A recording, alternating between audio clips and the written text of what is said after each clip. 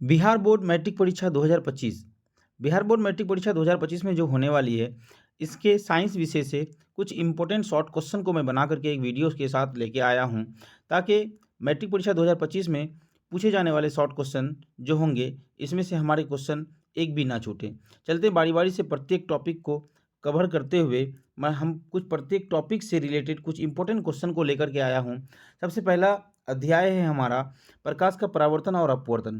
प्रकाश का परावर्तन और अपवर्तन के कुछ इंपॉर्टेंट क्वेश्चन हैं जो हम लोग बारी बारी से पढ़ते हैं और देखते हैं क्या है। पहला प्रश्न हमारा पहला प्रश्न है, समतल दर्पण में बनने वाली छवि या बनने वाला इमेज या बनने वाला प्रतिबिंब। समतल दर्पण में बनने वाली छवि के दो गुण, तो याद रखिएगा।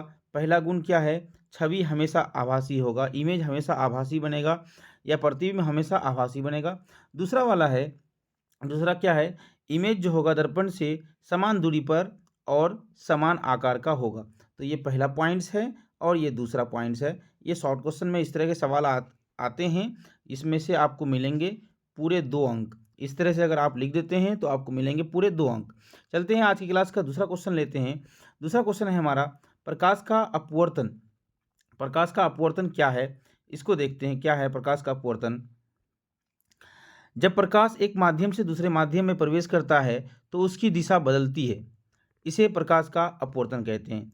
याद रखिएगा, मान लेते हैं ये हवा है ऊपर में और यहाँ पर है पानी, ये पानी है। प्रकाश ऐसे हवा से आती है, पानी में जब आना चाहती है, प्रकाश पानी को पार करना चाहती है, तो जाना तो ऐसे चाहती है, लेकिन ये विरल माध्यम है हवा, और ये पानी जो है ये सघन माध्यम है। तो सघन माध्यम में शॉर्टेस्ट डिस्टेंस कवर करने के चक्कर में प्रकाश क्या होता है? अभिलंब की ओर मुड़ जाता है। तो प्रकाश जब अभिलंब की ओर मुड़ता है, प्रकाश जब एक माध्यम से दूसरे माध्यम में जाना चाहती है, तो प्रकाश को मुड़ने की प्रक्रिया को क्या कहते हैं? प्रकाश का अपवर्तन कहते हैं। याद रखिएगा, प्रकाश का अपवर्तन, प्रकाश जब एक माध्यम से दूसरे माध्यम में जाती है तो प्रकाश अपनी दिशा से हट जाती है। अपने माध्यम से दूसरे माध्यम में जब प्रवेश करती है तो अपनी दिशा से भटकने की प्रक्रिया को प्रकाश का अपवर्तन कहते हैं। याद रखिएगा, काफ़ी इंपॉर्टेंट क्वेश्चन है। अपवर्तन का नियम भी पूछ सकता है कि अपवर्तन के कितने नियम हैं, तो याद रखिएगा अपवर्तन के 2 नियम होते हैं। याद रखिएगा, काफ़ी इंपॉर्टेंट सवाल है कि प्रकाश के अपवर्तन के कितने नियम, तो 2 नियम। प्रकाश के परावर्तन के कितने नियम, तो 2 नियम। याद रखिएगा, प्रकाश के अपवर्तन के और प्रकाश के परावर्तन के 2 नियम होते हैं। आगे बढ़ते हैं। तीसरा नंबर प्रश्न है हमारा, अवतल दर्पण में फोकस दूरी, फोकल लेंथ का चिन्ह क्या होता है? तो याद रखिएगा, अवतल दर्पण में फोकस दूरी नकारात्मक या नेगेटिव या ऋणात्मक होती है। याद रखिएगा, अवतल दर्पण की फोकस दूरी ऋणात्मक होती है, जबकि उत्तल दर्पण की फोकस दूरी धनात्मक होती है। याद रखिएगा, उत्तल दर्पण जब आ जाए तो याद रखिएगा उत्तल दर्पण की फोकस दूरी धनात्मक होती है, जबकि अवतल दर्पण की फोकस दूरी ऋणात्मक होती है, माइनस होती है। याद रखिएगा। आगे बढ़ते हैं। क्वेश्चन नंबर अगला चैप्टर है हमारा विद्युत। विद्युत से कुछ प्रश्न भी है, इंपॉर्टेंट प्रश्न है।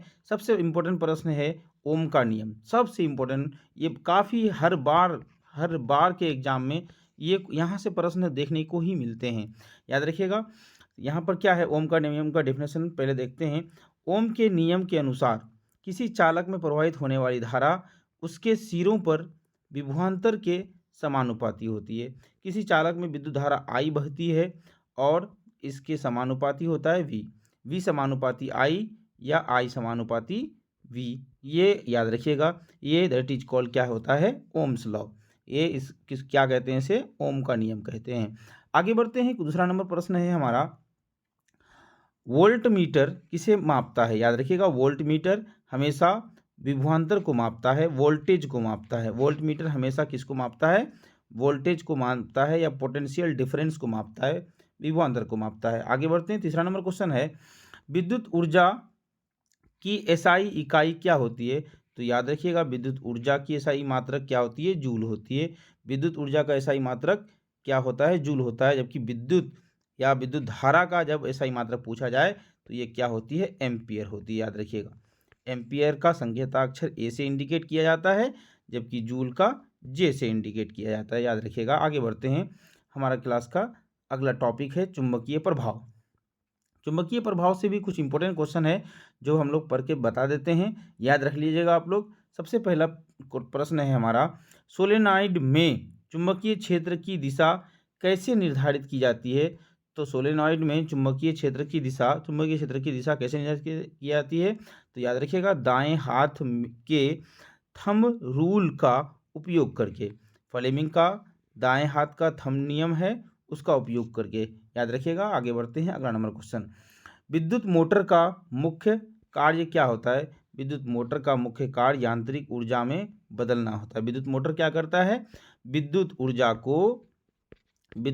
को यांत्रिक ऊर्जा में कन्वर्ट कर देती है। विद्युत मोटर क्या करता है? विद्युत ऊर्जा को यांत्रिक ऊर्जा में बदलने का काम करती है। ये भी दूसरा 2 नंबर वाला प्रश्न आएगा, ये इतना ही लिखने पड़ेगा आप लोगों को। तो विद्युत मोटर का मुख्य कार्य बताएं, या विद्युत मोटर का कार्य क्या है, या विद्युत मोटर कौन सा सिद्धांत में कार्य करती है, ऐसे भी क्वेश्चन आएगा। तो याद रखिएगा, विद्युत मोटर विद्युत ऊर्जा को यांत्रिक ऊर्जा में बदल देती है। आगे बढ़ते हैं, अगला क्वेश्चन है हमारा ऊष्मा चैप्टर से। पहला प्रश्न है हमारा, ऊष्मा का एसआई मात्रक क्या होता है? तो याद रखिएगा, ऊष्मा का भी एसआई मात्रक जूल होता है और विद्युत ऊर्जा का भी एसआई मात्रक जूल होता है। आगे बढ़ते हैं, हमारा अगला प्रश्न है, विशिष्ट ऊष्माधारिता स्पेसिफिक हीट कैपेसिटी क्या है? तो याद रखिएगा, काफ़ी इंपॉर्टेंट सवाल है। किसी पदार्थ की 1 किलोग्राम मात्रा का तापमान 1 डिग्री सी बढ़ाने पर C4 सेल्सियस बढ़ाने के लिए आवश्यक ऊष्मा की मात्रा होती है। विशिष्ट ऊष्माधारिता स्पेसिफिक हीट ऑफ कैपेसिटी क्या है? तो किसी पदार्थ की 1 किलोग्राम मात्रा का तापमान 1 डिग्री सी बढ़ाने के लिए आवश्यक ऊष्मा की मात्रा को क्या कहते हैं? विशिष्ट ऊष्माधारिता कहते हैं। याद रखिएगा, काफ़ी इंपॉर्टेंट क्वेश्चन है। तो हमारा अगला प्रश्न है, ऊर्जा के स्रोत एक टॉपिक है, उससे हमारा सवाल है, क्या है? अक्षय ऊर्जा स्रोत का उदाहरण दें। तो याद रखिएगा, अक्षय ऊर्जा स्रोत सौर ऊर्जा को कहते हैं, पवन ऊर्जा को कहते हैं, जो कि कभी खत्म नहीं हो सकता है, और इसको क्या कहते हैं? नवीकरणीय भी कह सकते हैं इसको, नवीकरणीय ऊर्जा, या इसको रिन्यूएबल एनर्जी भी कहते हैं, याद रखिएगा। अक्षय ऊर्जा, सौर ऊर्जा, पवन ऊर्जा, भूतापीय ऊर्जा भी होते हैं। आगे बढ़ते हैं, हमारा अगला प्रश्न क्या है? जीवाश्म ईंधन क्या है? तो हमारा जीवाश्म ईंधन क्या है? तो कोयला, पेट्रोलियम और प्राकृतिक गैस जैसे ईंधन जो पृथ्वी में जीवों के अवशेषों से बने होते हैं, उसको क्या कहते हैं? जीवाश्म ईंधन कहते हैं। जीवाश्म ईंधन क्या है? कोयला, पेट्रोलियम और प्राकृतिक गैस जो ईंधन हैं, जैसे ईंधन को क्या कहते हैं? जीवाश्म ईंधन कहते हैं, जो पृथ्वी के अंदर जीवों के अवशेषों से बने होते हैं। वैसे ईंधन जो जीवों के अवशेषों से बने होते हैं, उसे क्या कहते हैं? जीवाश्म ईंधन कहते हैं, जैसे कोयला, पेट्रोलियम और प्राकृतिक गैस। याद रखिएगा, काफ़ी इंपॉर्टेंट क्वेश्चन है, इसका स्क्रीनशॉट ले लीजिए आप लोग। आगे बढ़ते हैं, अगला क्वेश्चन है हमारा, बायोगैस का मुख्य घटक क्या है? तो याद रखिएगा, ऑब्जेक्टिव में पूछा जाने वाला, बार बार पूछा जाने वाला ये सवाल है। बायोगैस का मुख्य घटक, तो याद रखिएगा, मेथेन होता है। बायोगैस का मुख्य घटक क्या होता है? मेथेन होता है। आगे बढ़ते हैं, विद्युत धारा का चुंबकीय प्रभाव से कुछ इंपॉर्टेंट प्रश्न लिया गया है। चलते हैं, आगे बढ़ते हैं, प्रत्येक क्वेश्चन को देखते हैं, फिर से बताते हैं आपको आंसर। फ्लेमिंग का बायां हाथ नियम किसके लिए उपयोग किया जाता है? तो विद्युत मोटर के लिए। फ्लेमिंग का बाएं हाथ का नियम किसके लिए उपयोग किया जाता है? तो विद्युत मोटर के लिए उपयोग किया जाता है। आगे बढ़ते हैं, अगला क्वेश्चन है, चुंबकीय क्षेत्र रेखाएं आपस में क्यों नहीं काटती? अगर चुंबकीय क्षेत्र रेखाएं आपस में काट देगी तो चुंबक का प्रभाव, चुंबक का गुण जो होगा वो खत्म हो जाएगा, नष्ट हो जाएगा। उसके बाद यहाँ पर क्या लिखा गया आंसर? क्योंकि किसी बिंदु पर चुंबकीय क्षेत्र के केवल एक दिशा हो सकती है, इसीलिए चुंबकीय क्षेत्र रेखाएं आपस में प्रतिच्छेद नहीं करती हैं। अगर चुंबकीय क्षेत्र रेखाएं आपस में प्रतिच्छेद कर दे तो चुंबक का गुण जो है वो खत्म हो जाएगा, नष्ट हो जाएगा। आगे बढ़ते हैं, अगला क्वेश्चन है, पृथ्वी का चुंबकीय क्षेत्र किसके कारण होता है? तो याद रखिएगा, पृथ्वी के कोर में पिघले हुए लोहे और निकेल के प्रवाह के कारण होता है। पृथ्वी का कोर जो होता है, पृथ्वी का बनावट इस तरह से होता है, अंदर में 3 परत होती हैं, सबसे मध्य में क्या होते हैं? नीफे कहते हैं इसको, नीफे। Ni for nickel, Fe for ferrum, ये दोनों के पिघले हुए रूप होते हैं यहाँ पर मध्य में। उसके बाद सियाल सीमा बोलते हैं इसको, सीमा। ये मिडिल वाला जो भाग होता है सिलिकॉन और मैग्नीशियम के बने होते हैं, और सबसे ऊपर वाला भाग बोलते हैं इसको सियाल, सियाल बोलते हैं। ये सिलिकॉन और एल्यूमिनियम के बने होते हैं, याद रखिएगा। तो सबसे पृथ्वी के सबसे कोर में कौन से किस पदार्थ के बने होते हैं? निकेल और लोहा के बने होते हैं, इसलिए इसमें चुंबक का गुण सबसे अधिक पाया जाता है। आगे बढ़ते हैं, अगला क्वेश्चन है हमारा, अगला टॉपिक है हमारा क्या? प्रकाश का विक्षेपण। प्रकाश का विक्षेपण, प्रकाश का वर्णक्रम या स्पेक्ट्रम, ये इस चैप्टर का काफ़ी इंपॉर्टेंट क्वेश्चन है। वर्ण विक्षेपण या वर्णक्रम, देखते हैं क्या है। प्रश्न है हमारा, वर्णक्रम स्पेक्ट्रम क्या है? जब सफ़ेद प्रकाश के प्रिज्म से अपवर्तन होता है तो यह 7 रंग में विभक्त हो जाती है। इस परिघटना को क्या कहते हैं? वर्णक्रम कहते हैं, याद रखिएगा। काफ़ी इंपॉर्टेंट सवाल है। विभाजित हो जाती है या विभक्त हो जाती है, जिसे क्या कहते हैं? प्रकाश का वर्णक्रम कहते हैं। यहाँ पर एक फिगर देकर के आपको समझा देते हैं, समझ जाइए बढ़िया से। जैसे कि यहाँ पर एक क्या है? प्रिज्म है। यहाँ पर श्वेत प्रकाश एंट्री करता है, श्वेत प्रकाश, सूर्य प्रकाश। यहाँ पर सरल माध्यम है, यहाँ पर सघन विरल माध्यम है, यहाँ पर विरल माध्यम है। और प्रिज्म जो होता है, प्रिज्म सघन माध्यम होने के कारण प्रकाश अभिलंब की ओर थोड़ा सा मुड़ जाता है। यहाँ से जब प्रकाश निकलती है ना, ये 7 रंग की पट्टी बन जाती है। इस परिघटना को क्या कहते हैं?